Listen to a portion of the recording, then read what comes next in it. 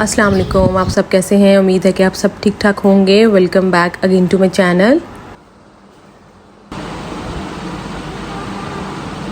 आज मैं आपके साथ morning to evening routine share करूंगी। जिस तरह हर घर की रूटीन होती है, अभी सुबह में मैं लिविंग एरिया में आई थी और यहाँ पे मैं कुछ क्लीनिंग करूँगी और क्लीनिंग करने के बाद और मैं डेट्स चेंज करती हूँ सबसे पहले उठ के। और जो लिविंग रूम का जो लाउंज का हमारा दरवाज़ा है वो मैं सबसे पहले खोलती हूँ ताकि क्रॉस वेंटिलेशन हो जाए।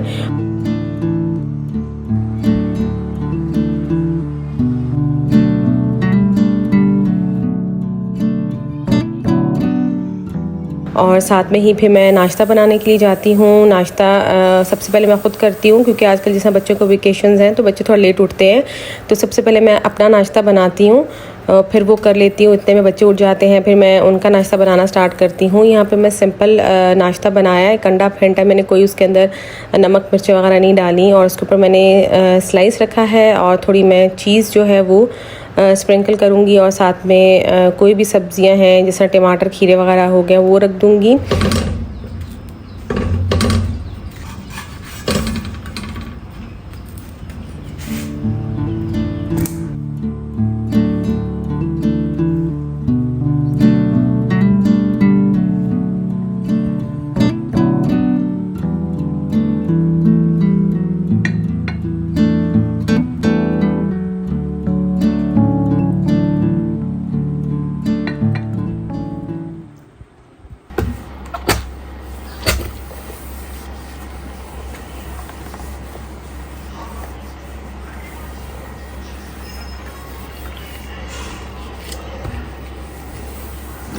अच्छा, बहुत सारे लोग पूछते हैं कि आप आयरन कहाँ करती हैं या आयरन टेबल आपने कहाँ रखा हुआ है। तो मैंने घर में कहीं पे भी आयरन टेबल नहीं रखा हुआ। जिस तरह घर जिस तरह से बने हुए हैं कि इतने बड़े नहीं होते कि यहाँ पे आप टेबल रख पाओ, तो मैंने स्टोर में ही एक जगह बनाई हुई है।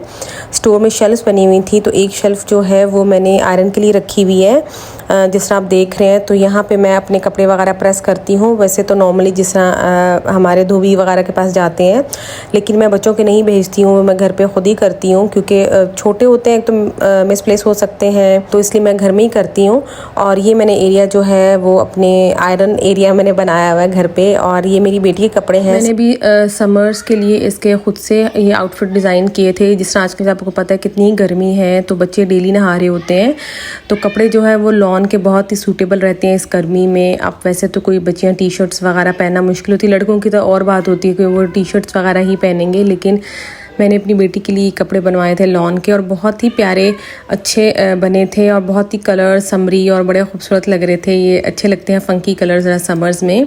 और बस मैं अभी इसके कपड़े जो है एक हफ़्ते के लिए जो है वो प्रेस करके रख देती हूँ। जैसे बच्चे डेली जो है वो चेंज करते हैं तो रोज़ रोज़ प्रेस नहीं कर सकते, तो मैं एक हफ़्ते का स्टॉक जो है ना इसके लिए प्रेस करके मैं रख देती हूँ ताकि डेली के डेली आराम से चेंज कर ले।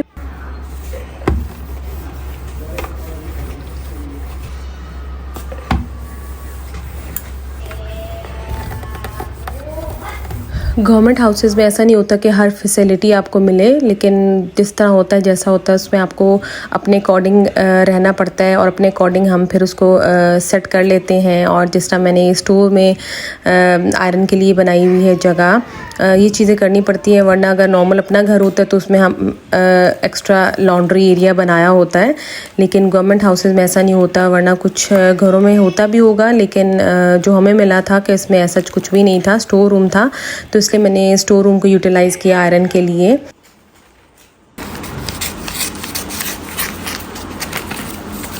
बस यहाँ पे मैं अपनी बेटी की क्लोज़ेट जो है वो रीसेट करने वाली थी। सेट तो हुई हुई थी, लेकिन मैंने क्लोज़ेट में इस तरह से शीट्स नहीं लगाई हुई थी, डायरेक्ट मैंने कपड़े रखे हुए थे। लेकिन जैसे यहाँ पे दीमक वगैरह का इशू है, तो बस मुझे वो डर रहता है कि मिट्टी वगैरह ना लग जाए।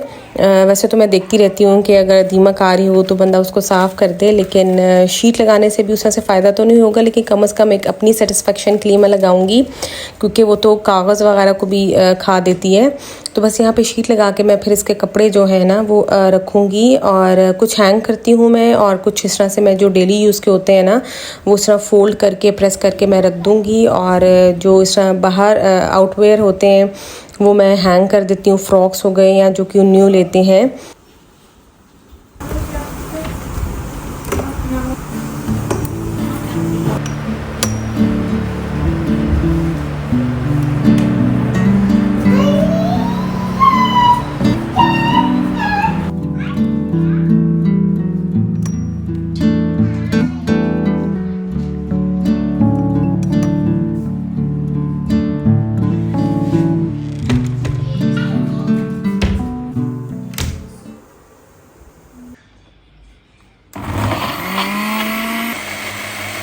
यहाँ पे मैं किचन में कुछ दिन पहले मैंने जिंजर गार्लिक पेस्ट को अच्छे से ग्राइंड करके उनको मैंने फ्रीज़ किया था। मुझे किसी का कमेंट आया था कि हमारा ग्रीन हो जाता है, आपका ग्रीन क्यों नहीं होता। तो मुझे नहीं पता कि मेरा ग्रीन क्यों नहीं होता, क्योंकि कभी हुआ नहीं है। मैं सिंपल हल्का सा पानी ऐड करती हूँ, लहसुन अदरक डाल के हल्का सा पानी ऐड करके अच्छे से वो ब्लेंड हो जाए। उसको ब्लेंड करने के बाद इस तरह मैं जिप लॉकर में डाल देती हूँ, या आइस क्यूब्स जो होती हैं वो मैंने एक रखी हुई है, लेकिन उससे ये कि उससे बहुत मुझे लगता है कि फ्रीज़र में स्मेल आती है। तो मैं इस तरह जिप लॉकर में डाल के एक फ़्लैट इसको करके उसके बाद मैं इस तरह से हल्की सी शेप दे दूँगी, क्योंकि जब ये फ्रीज़ हो जाएगा तो इसको फिर निकालना बहुत ईजी हो जाता है।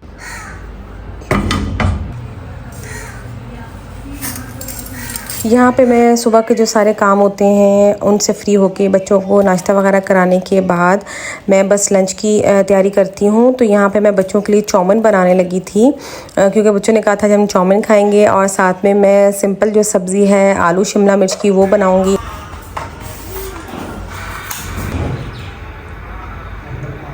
इन दोनों को मैं साथ लेके चलूँगी और 1 घंटे में ये दोनों चीज़ें आराम से बन जाएंगी। एक तरफ मैंने नूडल्स जो है वो बॉईल करने के लिए रखी हैं, इसमें मैंने थोड़ा सा ऑयल डाला है नमक डाल के, और एक तरफ मैंने ऑयल के अंदर जिंजर गार्लिक पेस्ट डाली है जो मैंने फ्रीज़ की हुई थी, और साथ में मैंने एक प्याज काटा था वो डालूँगी। इनको फ्राई करने के बाद फिर मैं इसके अंदर बोनलेस चिकन जो है वो डालूँगी।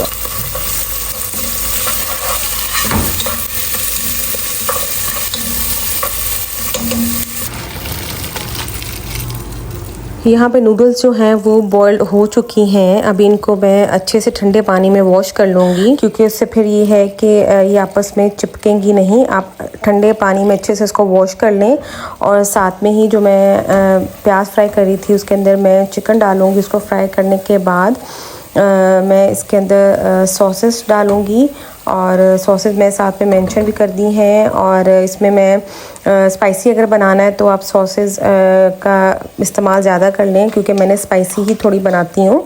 सिंपल नमक है, काली मिर्च है, चिली फ्लेक्स है, ऑरिगेनो है, सोया सॉस है, सिरका है, चिली सॉस है, और चिकन कनौर क्यूब्स जो है वो मैंने डाले थे, और केचप भी मैंने इसके अंदर ऐड की थी, चिली जो होती है कि थोड़ी ग्रेवी टाइप मैंने बनानी है, इसको ड्राई नहीं करना।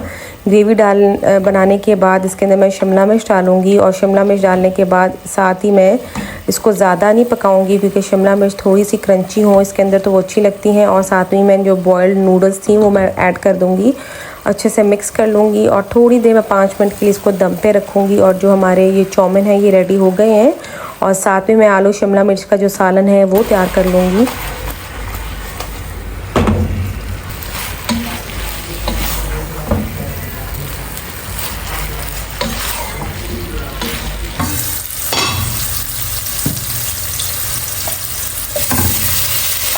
यहाँ पे मैं आलू शिमला मिर्च का सालन जो है वो रेडी करने वाली हूँ। मैं सबसे पहले प्याज ऑयल में डाल के हल्के से फ्राई किए हैं, साथ में टमाटर डालूँगी, और साथ ही में मैं कुछ हरी मिर्चें डालूँगी, और फिर इनको मैं ब्लेंड कर लूँगी। और मसाले जो हैं अपने अकॉर्डिंग आप डाल सकते हैं, बेसिक मसाले सिर्फ डालें, और कुछ भी इसमें मैंने ऐड नहीं किया है।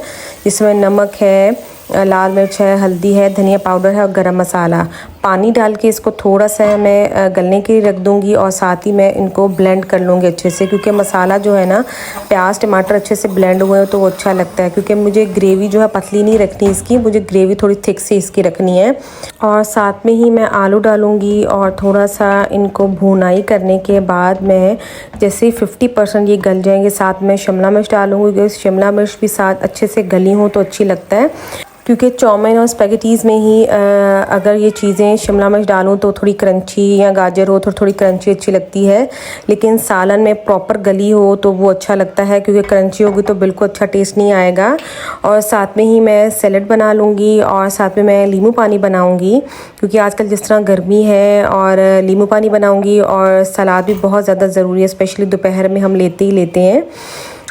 बस यहाँ पे मैं नींबू पानी के लिए सिंपल मैं नींबू डालूँगी, और साथ में कुछ पुदीने के पत्ते ऐड करूँगी। और मैं इसमें कोई चीनी वगैरह नहीं ऐड करूँगी, क्योंकि मैं डेली बेसिस पर बनाती हूँ, तो फिर इसलिए मैं चीनी ऐड नहीं करती हूँ। लेकिन एंड पे मैं थोड़ी सी 7 अप या स्प्राइट जो भी है वो थोड़ी सी ऐड कर लूँगी टेस्ट के लिए। यहाँ पे आलू जो है वो 50% गल चुके थे और साथ में ही मैंने शिमला मिर्च डाली है। सालन के लिए शिमला मिर्च हमेशा क्यूब्स फॉर्म में काटती हूँ, लेकिन जब चाउमीन स्पैगेटीज़ वगैरह बनाती हूँ तो उसके लिए मैं कोशिश करती हूँ कि स्लाइस फॉर्म में मैं काटूँ, तो उसकी लुक ज़्यादा अच्छी लगती है। लेकिन सालन में क्यूब्स में ही अच्छा लगता है।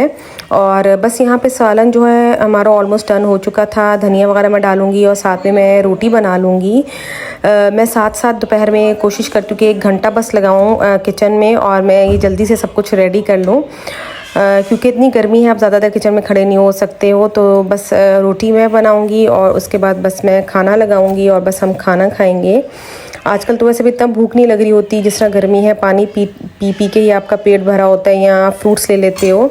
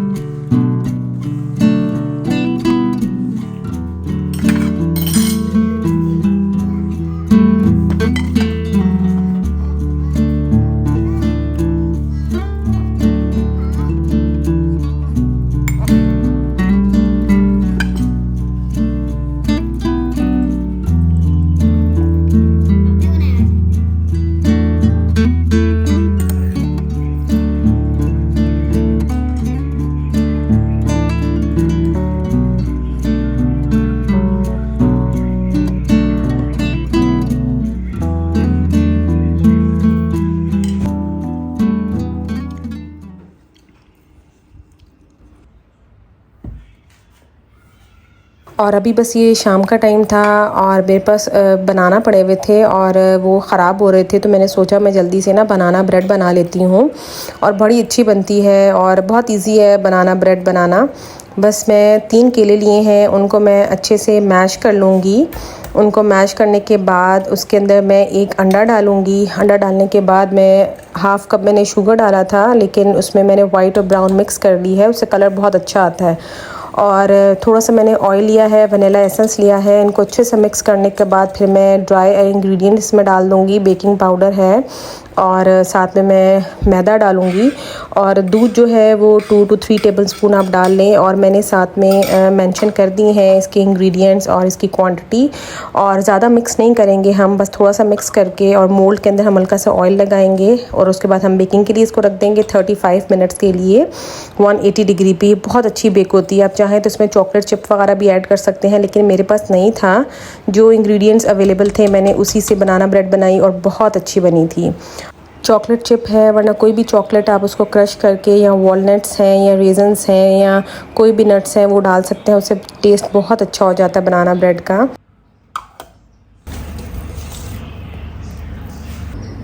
और बेकिंग ओवन को आप 15 मिनट्स के लिए प्री हीट ज़रूर किया करें।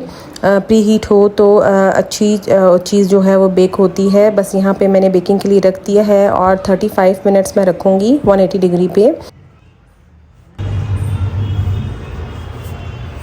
जितने भी इंग्रेडिएंट्स मैंने यूज़ किए हैं वो रूम टेम्परेचर पे होने चाहिए। अगर अंडा फ्रिज में है या केले हैं तो आप उनको घंटा डेढ़ पहले बाहर निकाल दें, क्योंकि रूम टेम्परेचर पे होना चाहिए हर चीज़ जो है। बस यहाँ पे बनाना ब्रेड जो है बेक हो चुकी है और इसको जैसी रूम टेम्परेचर पे आएगी तो फिर इसको मैं मोल्ड से बाहर निकाल लूँगी। और आप इसके साथ चाय ले सकते हैं, कोल्ड कॉफ़ी ले सकते हैं। और बस यहाँ मैं अपनी वीडियो को एंड करती हूँ। आई होप आपको मेरी वीडियो अच्छी लगी होगी। अगर अच्छी लगी तो प्लीज़ लाइक करें, शेयर करें और कोशिश करें कि वीडियो को पूरा देखें। इंशाल्लाह मिलते हैं नेक्स्ट वीडियो में। तब तक के लिए अपना बहुत सारा ख्याल रखें। अल्लाह हाफ़िज़।